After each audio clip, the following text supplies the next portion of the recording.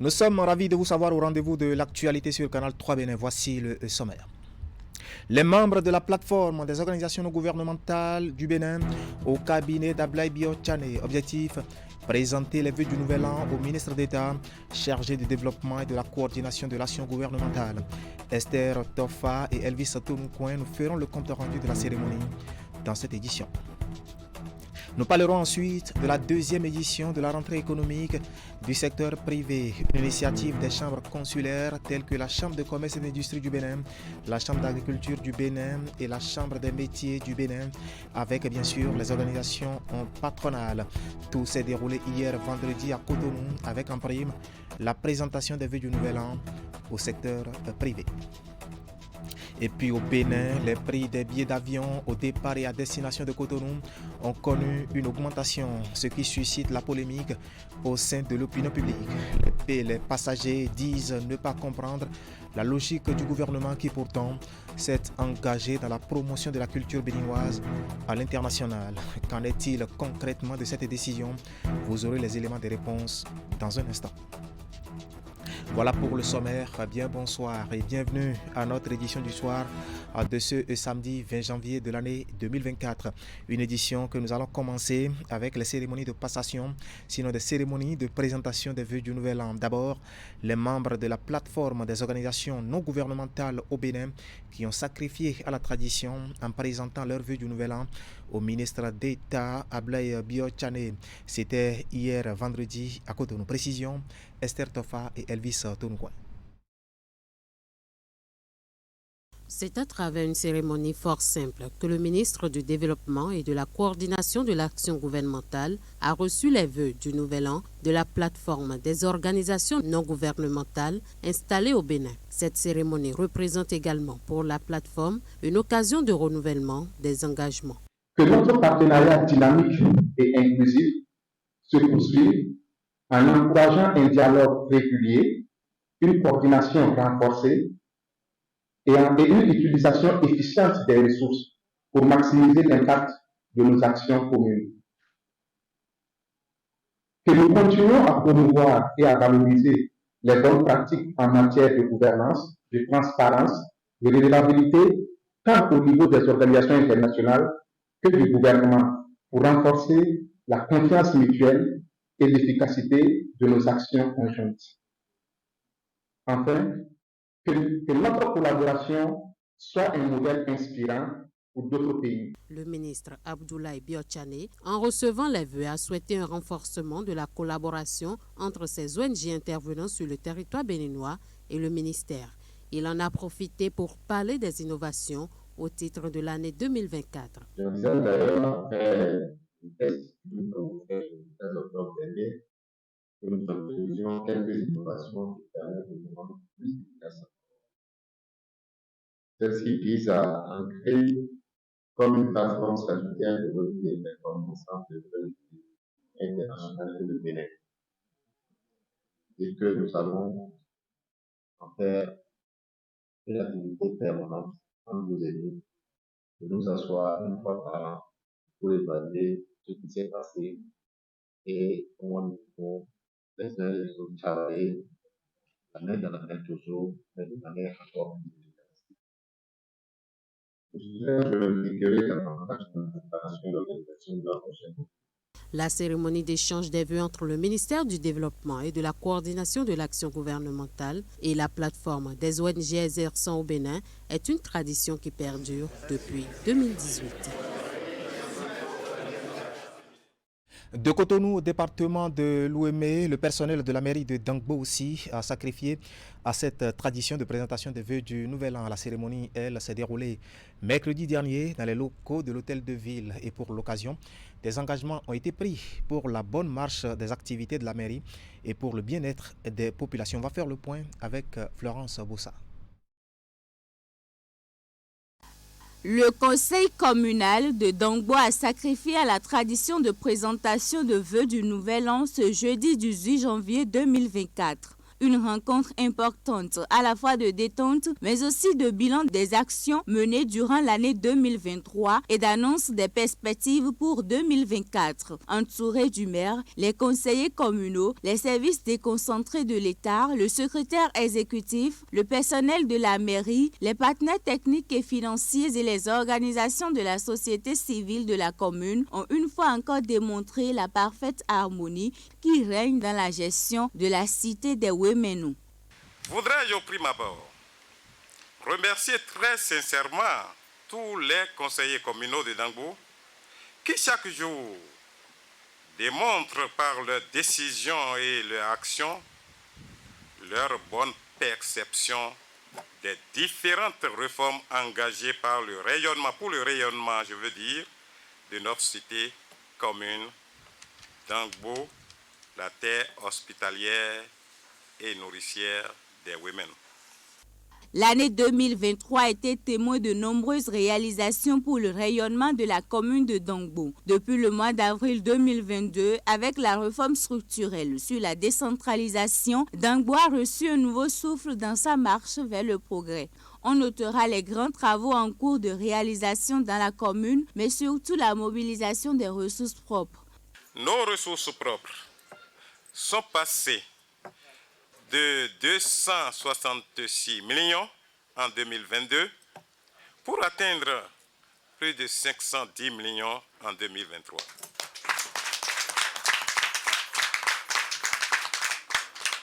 C'est une prouesse pour laquelle il faut féliciter et encourager tous acteurs, qu'ils soient politiques ou techniques, de la mairie ou des services déconcentrés de l'État. L'autorité communale, loin de se noyer dans une autosatisfaction, a conscience des efforts et défis qui restent à relever. L'ambition pour le maire de passer d'une commune à statut ordinaire à intermédiaire et pourquoi pas au statut particulier gouverne désormais les esprits. Et pour y arriver, la recette est toute trouvée. Mais en même temps, vous savez, nous devons nous approprier le défi de 2024. C'est d'atteindre au moins 600 millions de francs CFA. Oui, nous le pouvons. Et ensemble, en travaillant dans la saine et franche collaboration, nous y parviendrons. En retour, le maire de la commune de Dangbo a reçu les vœux du conseil communal. Par la voix du premier adjoint au maire, les conseillers communaux ont salué le leadership de l'autorité communale. Monsieur le maire de la commune de Dangbo, je voudrais vous remercier pour votre management. Je voudrais vous formuler mes vœux de robuste santé. L'occasion a été également saisie par le personnel d'exposer quelques doléances. À cette doléance, le secrétaire exécutif de la municipalité a donné une suite favorable. Vous avez évoqué quelques questions telles que les avancements. Passer dessus laisserait peut-être dans des mémoires que nous restons vous devoir des avancements. Je crois savoir qu'en 2023, tout ce qui concerne les avancements d'échelons et de grades ont été vidés. À cette cérémonie de présentation de vœux, les conseillers communaux, les services déconcentrés de l'État dans la commune de Dangbo, le personnel de la mairie, les partenaires techniques et financiers et les organisations de la société civile de la commune ont tous réitéré leur engagement pour accompagner la mairie de Dangbo vers un développement durable. Tout à fait. Et ce qu'il faut déjà retenir, c'est que la santé, du point de vue mobilisation des ressources, c'est très bien du côté de la mairie de Dangbo. Et au niveau des chambres consulaires, la cérémonie de présentation des vœux du Nouvel An au secteur privé a été couplée cette année avec la deuxième édition de la rentrée économique du secteur privé. Une cérémonie organisée hier vendredi à Cotonou avec le concours, il faut le dire, de la Chambre de commerce et d'industrie du Bénin, de la Chambre d'agriculture du Bénin et la Chambre des métiers du Bénin. Regardez. Une année s'est achevée. Une nouvelle a débuté. Pour le secteur privé béninois, c'est l'heure de la rentrée économique.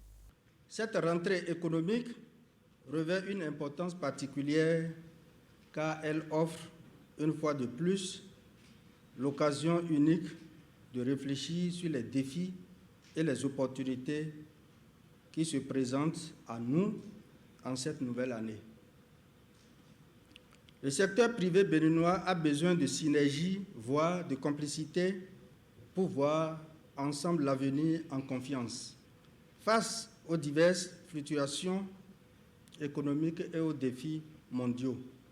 Plusieurs communications ont été présentées au cours de cette activité.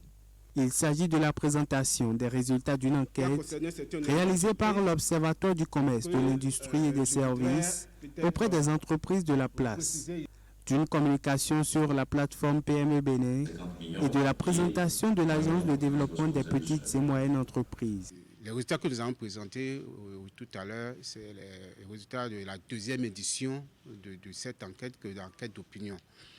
Donc, globalement, comme je l'ai présenté, les entreprises ont dit que l'activité a évolué avec un niveau moyen. Un niveau moyen juste au-dessus de 50%, 57%. Et ceci s'explique par quelques difficultés que ces entreprises ont eues au cours de l'année 2022. S'en est suivi deux panels sur le thème « Ensemble pour la construction d'un écosystème au service du développement et du secteur privé ». L'atelier a été clôturé par la présentation des vœux du secteur privé. Et je saisis cette occasion pour vous adresser au nom du secteur privé du Bénin et à mon nom propre tous mes vœux de santé, de bonheur, de prospérité, ainsi qu'à tous vos proches. Que cette année 2024 soit pour vous porteuse d'espoir, de promesses et d'avancées. Les acteurs du secteur privé se sont quittés en portant l'espoir d'une année riche en opportunités. Sur tout un autre plan, la ministre en charge du numérique et de la digitalisation a fait une descente cette semaine dans les locaux des opérateurs GSM, Move Africa et MTN Bénin. Aurélie Adam Soulé y est allée dans le cadre du déploiement de la connexion 5G au Bénin. Les images ramenées par Teddy Goudalo et Eder Hunkwevi sont commentées ici par Candide Mouedo.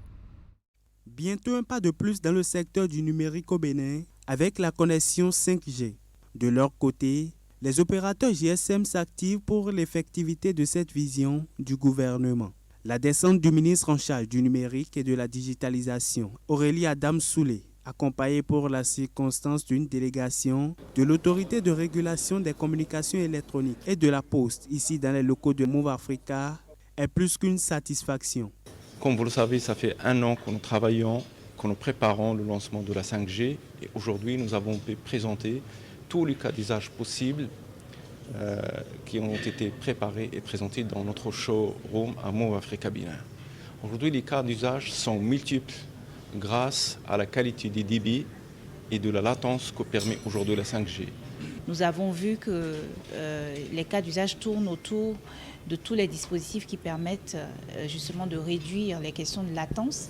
Et ceci est important, par exemple, pour des usages qui tournent autour de la télémédecine, autour du gaming, des jeux en ligne.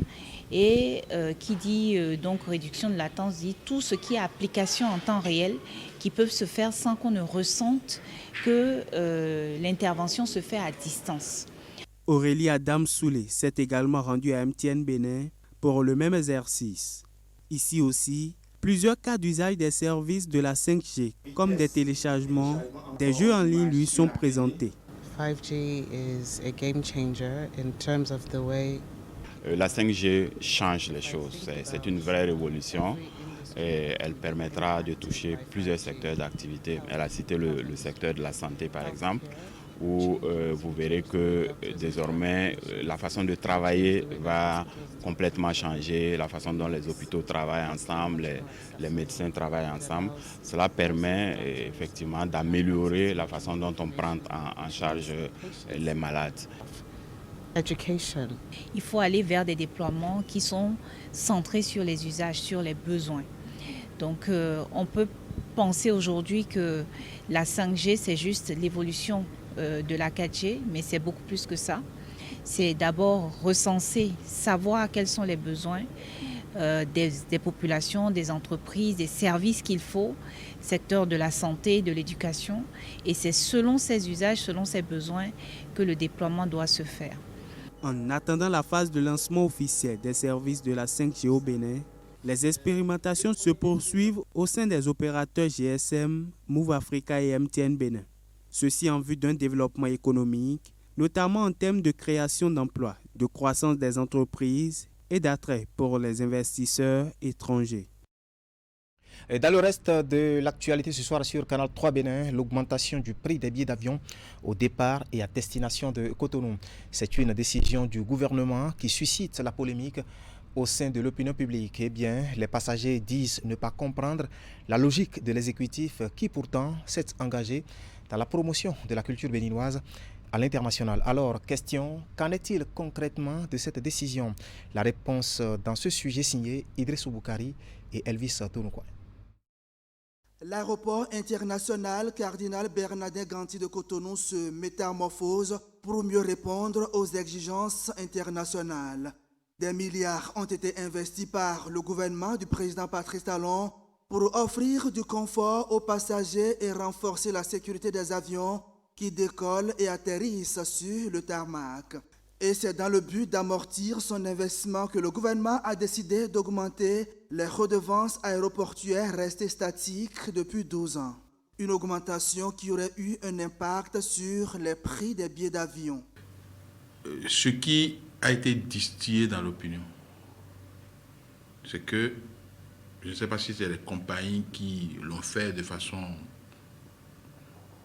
malhonnête, c'est que les coûts des billets d'avion auraient augmenté pour prendre en compte les redevances, les nouvelles redevances que le gouvernement a créées.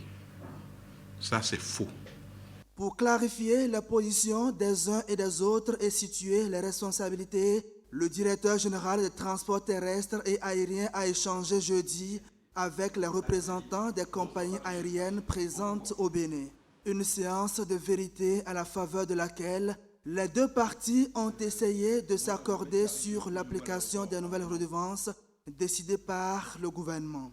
En tout cas, Rwandair n'a pas touché à ces tarifs jusqu'à l'heure où nous parlons. Mais si pendant que la compagnie réfléchit à réajuster les tarifs, à voir comment aider la population, et les tasses augmentent, la compagnie ne peut que rajouter les tasses. Des comparaisons sont régulièrement faites par ailleurs entre les billets d'avion vendus à Cotonou et à Lomé au Togo. La différence, selon les représentants des compagnies aériennes, est que l'aéroport de Cotonou devient attractif et par conséquent, la course à l'achat des places est rude. En ce moment, à Lomé, il y a des promotions qui n'ont pas été lancées au départ de Cotonou. Au départ de Lomé, il y a des promotions vers Paris. C'est des promotions qui sont temporaires, comme une promotion, parce que nous avons besoin de trafic au départ de Lomé. Au départ de Cotonou, le trafic est très actif au départ de Cotonou, donc la compagnie décide de ne pas lancer de promotion. Voilà. C'est juste une stratégie qui est temporaire. Deuxième chose, et ça c'est pas moi qui le dis, c'est les compagnies qui le disent. Ils font du beurre sur la destination Cotonou parce que Cotonou est attractif. Et les places qu'ils mettent en vente le nombre de places qu'ils mettent en vente sont largement inférieurs à la demande. Et donc, ils mettent le prix. Ils disent qu'à contrario, à Lomé, au Togo, que le nombre de places qu'ils mettent en vente est largement supérieur à la demande. C'est pourquoi ils ont baissé les prix pour attirer de la clientèle. Le gouvernement poursuit la transformation de l'aéroport international Cardinal Bernardin Ganty de Cotonou. L'un des objectifs est de mieux vendre la destination Bénin. Et voilà, et toujours dans le domaine des transports au Bénin, il n'y a plus d'assurance automobile sans paiement au préalable de la taxe sur véhicules à moteur. Ainsi en a décidé le gouvernement. Et ici aussi, cette décision fait grincer des dents. Mais globalement, les avis semblent partagés sur la question. C'est du moins Le constat fait par l'une de nos équipes de reportage. Regardez. Et ce genre de décision, avant, l'État nous associe et nous communiquons ensemble avec eux, nous donnons nos idées. Mais cette décision-là est tombée vraiment sur notre tête. Et beaucoup de transporteurs, beaucoup de chauffeurs que nous sommes critiquent ça beaucoup. Vraiment, si on pouvait revoir la copie, ça nous fera plaisir. Puisque nous prenons les choses étape par étape. Les moyens sont durs et tous savent que les temps sont durs. Le social, maintenant, là, n'est pas encore tombé. On nous a promis le social, mais le social n'est pas encore tombé. Les temps sont très durs. Moi, par exemple, je ne prends pas l'assurance d'abord. Après l'assurance, normalement, pour les TVM, dans l'année, on nous accordait 3 mois. Mais quand on a dit on met les 3 ensemble, ce serait difficile pour nous. Maintenant, on nous a parlé du numérique. Il faut voir ces intellectuels-là, fais-moi ça, fais-moi ça, fais-moi ça. Pour 4 grises internationales, des fois, on fait 2 semaines. C'est grave. Alors que des fois, il y a une urgence. Moi, des fois, quand je voudrais partir à Abidjan, les gens viennent louer ma voiture. On dit demain, je vais. Si la voiture n'a pas de cas de crise, je débouche le matin, le soir, j'ai ça. Ça devient compliqué, surtout avec vos problèmes de numérique. Nous avons fait ce constat-là, que beaucoup de ces véhicules, surtout nos frères qui sont dans les administrations, que ce soit public, privé ou les corps armés, beaucoup ne prennent pas les pièces. Nous l'avons souvent constaté. Beaucoup ne prennent pas les pièces administratives. Et pour ceux qui sont dans l'administration, ils savent que très tôt le matin, ils prennent leur véhicule, ils vont au boulot, ils garent, et ça fait au soir. Lorsque la police sort pour faire les contrôles inopiné sur la voie, eux, ils ne sont pas en circulation. Et voyez la flotte du véhicule administratif qui aujourd'hui échappe volontairement, je vais dire, ou bien n'aime pas payer ces impôts-là dans la caisse pour qu'on puisse travailler pour nous dans le pays.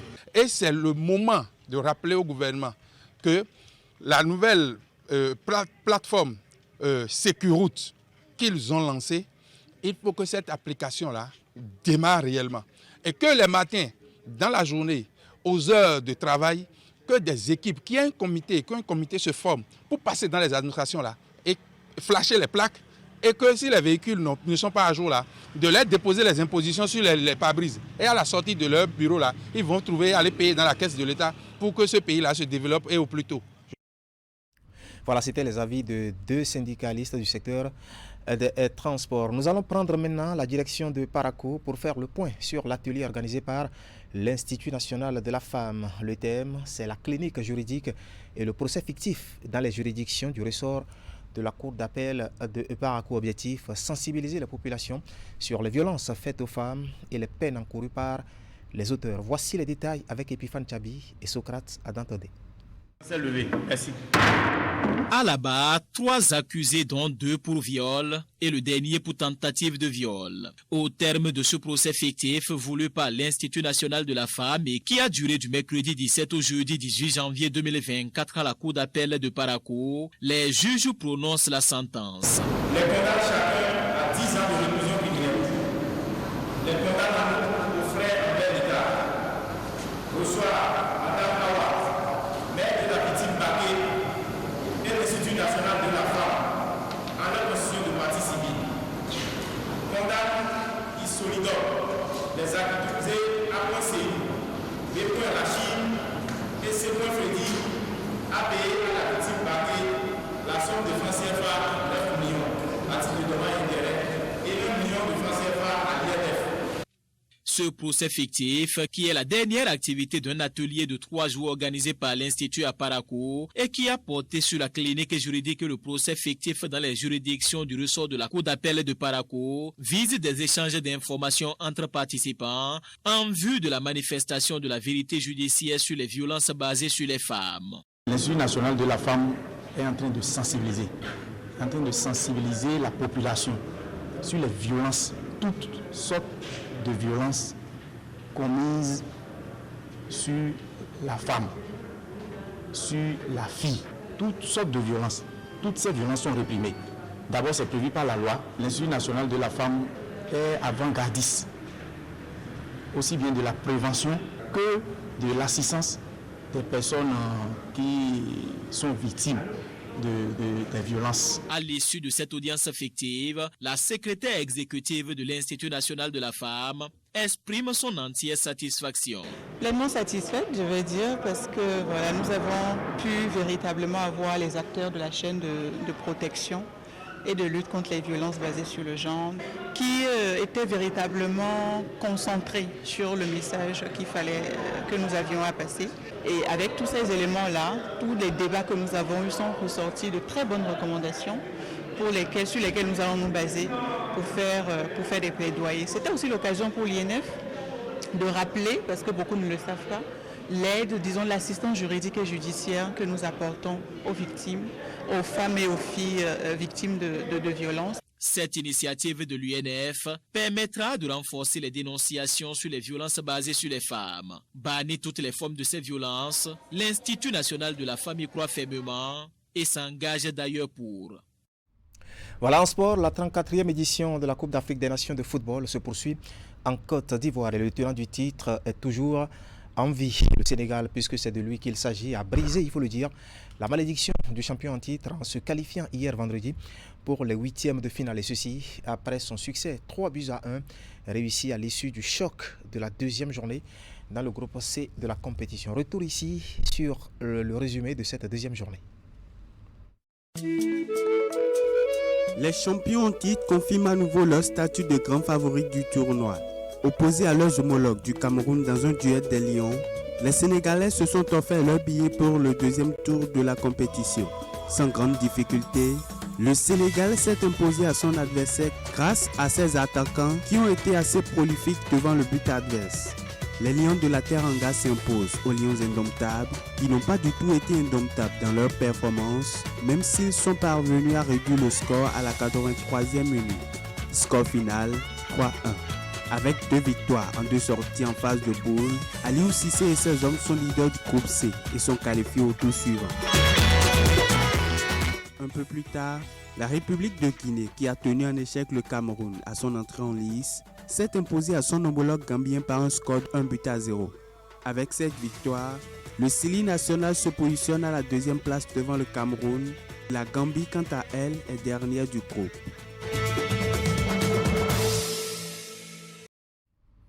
Voilà, le Sénégal qualifié donc pour les 8e de finale. Cette compétition se poursuit jusqu'au 11 février prochain. Ainsi se résume ce soir l'actualité sur Canal 3 Bénin. Le journal lui a été préparé par l'ensemble de la rédaction qui, par ma voix, se joint à l'équipe technique pour vous remercier de nous avoir suivis. Restez en compagnie de nos programmes. Moi, je vous retrouve demain dimanche, si Dieu nous prête vie. Bonne suite de week-end à toutes et à tous et à demain.